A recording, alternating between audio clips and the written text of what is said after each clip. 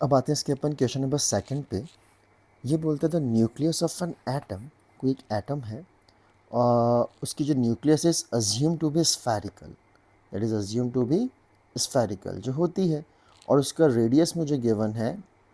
ये बोल रहा है the nucleus of an atom, ये बेटा ये एटम था, इसका जो न्यूक्लियस है that is assume to be spherical. ठीक है, और जो न्यूक्लियस है उसका जो रेडियस है वो मुझे गिवन है कितना, radius of nucleus is given as 1.25 into 10⁻13 into a 1/3 centimetre.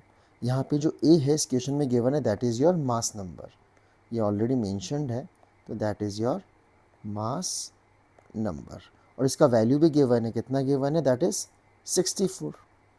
तो यहाँ पे क्या मैं रेडियस ऑफ न्यूक्लियस निकाल सकता हूँ, 1.25 इंटू 10⁻13 इंटू ए 64 का ये हो गया आपका क्यूब रूट, तो 1.25 इंटू 10⁻13 ये आ जाएगा 4, तो दैट इज़ 1.2 इंटू 4 कितना हो गया 5 इंटू 10⁻13 सेंटीमीटर।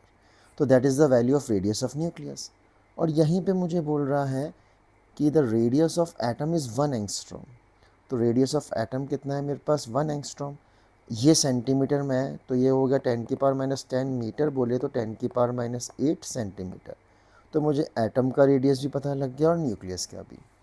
अब क्वेश्चन में बोलता है कि कितना फ्रैक्शन होगा एटॉमिक वॉल्यूम का that is occupied by the nucleus, कि ये न्यूक्लियस है इस एटॉमिक वॉल्यूम जो है उसका कितना फ्रैक्शन ऑक्यूपाइड करा हुआ है। तो यहाँ पे अपन क्या कर सकते हैं, फ्रैक्शन निकालने के लिए volume of nucleus divide by occupied by volume of atom, और वॉल्यूम क्या होता है आपका, that is 4/3 pi R cube.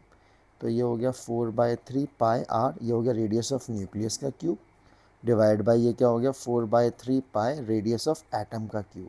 यहाँ पे अपन ऑलरेडी काट सकते हैं 4/3 पाई 4/3 पाई।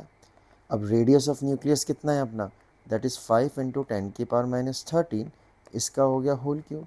रेडियस ऑफ एटम कितना है, 10⁻8 का हो गया होल क्यूब।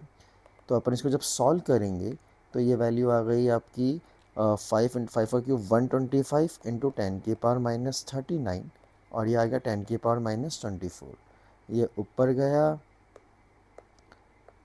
ये ऊपर गया, ये बचा 10⁻15, तो ये आ गया 1.25 into 10⁻13, that would be the answer.